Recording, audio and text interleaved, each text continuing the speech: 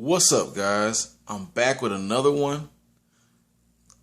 A few nights ago, I watched a movie called Tijuana Jackson, Purpose Over Prison, starring Romany Malco, Regina Hall, and Shannon Dang.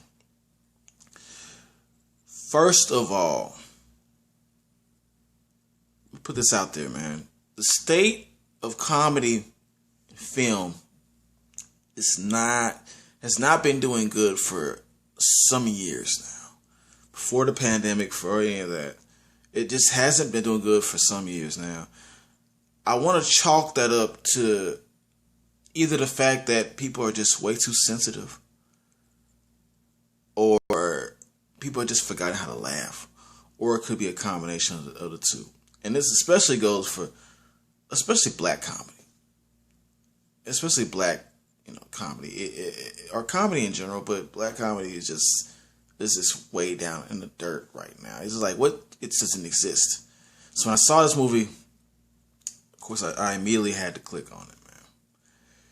Now, let's get into this review. For anybody who doesn't know or hasn't heard about this movie, Tijuana Jackson is about a ex-con, fresh out the joint. Well, he's ex-con because he's fresh out the joint.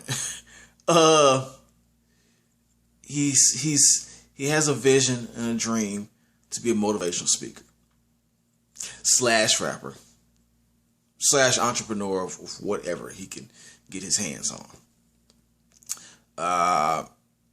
The guy has so much motivation, and he sees things in a different way from other people.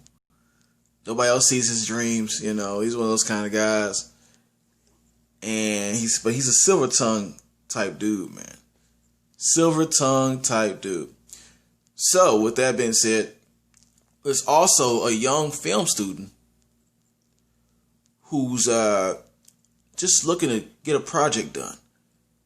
And she decides to take his journey to redemption and film it.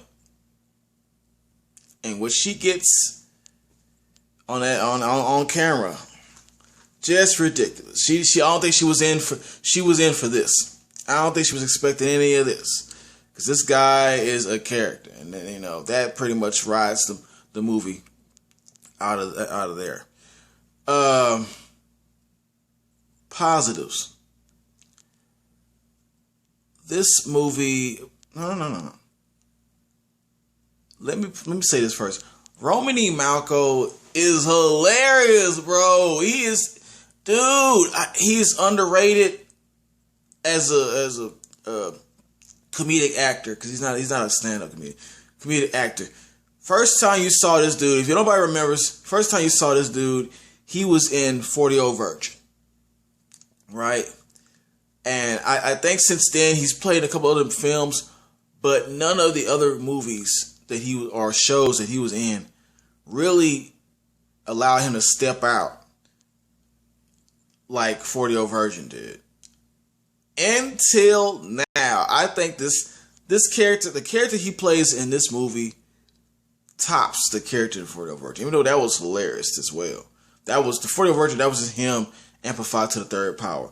This one is completely a different person. Tijuana Jackson is a totally different person than what this man is, which also, highlighted his acting chops. You know what I'm saying? Another thing this movie managed to do was make you laugh one minute and then make you think the next. It was funny. It went from funny to serious and back and forth, and it did it. The transition was perfect. It's like you didn't know. I didn't know if I wanted to laugh or tear up. Like there were some very serious points in this movie. This movie tackles how the prison system, how messed up it is. And when you know somebody or have a relative, or have been through yourself, with the system, how it is, how messed up it is, This movie will speak volumes to you. Trust me. And Romany Malco did a great job with this character on portraying a person with prison mentality like that. Because the guy definitely has prison mentality. And it just seeps through the film. I also like, remember I said he's a rapper? I also like how, he doesn't try to toot his own horn, because this guy used to be an ex-rapper in real life. So he's in the movie, he's doing some raps in the movie, and those raps are cheesy. It's a comedy. The raps are cheesy, and somebody lets him know those raps are corny. So I appreciated that. I appreciated that they kept it real like that. It was something that somebody really would say to him to kind of burst his bubble a little bit in the movie. And it's just things like that cracked me up. I was like, golly, man. Other than it also had, man, there was parts in there that made the tears want to come out. You're like, dang, he really didn't have to. Some of that stuff he really didn't have to go through. Plus he's got to prove himself to his parole officer, and on top of that, now this and that and this, and just kind of fight his own demons of who he is.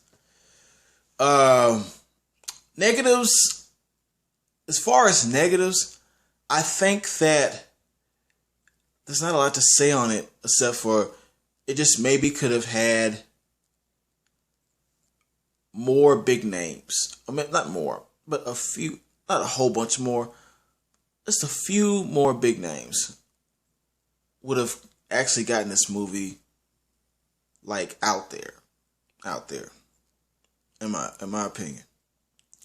But really, it did a great job without a whole lot of big names. Just the people it worked with, because it did well as a mockumentary. It was a good mockumentary. I like mockumentaries. They're pretty, because they cross that line between real and stuff is made up, but it feels real, and this felt real until a lot of the outrageous comedy stuff came in, but it felt real for the most because it talked about a real subject.